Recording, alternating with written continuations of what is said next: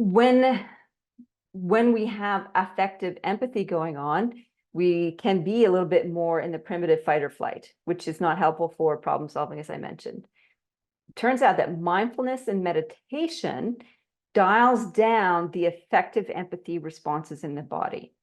So when we have a practice of mindfulness and meditation, it allows us to skip that sort of expressive emotional experience that we're having when we're seeing other people and get into that cognitive empathy, that compassionate empathy.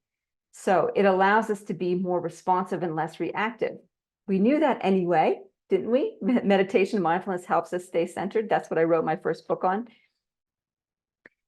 The other thing that helps us too is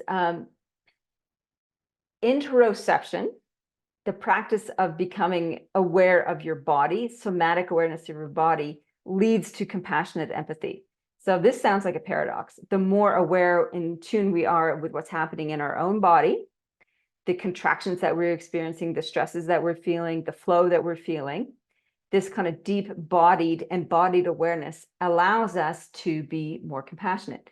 Why? Because that interoception, that paying attention to self, down regulates that whole effective empathy, that whole flight and response awareness piece, so that we can stay in a cognitive and compassionate empathy, which is really important. Now, the other aspect of this is that affective empathy, feeling other people's feelings, can be detrimental to us.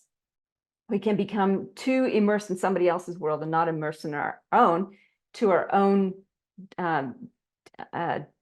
detriment, if you like.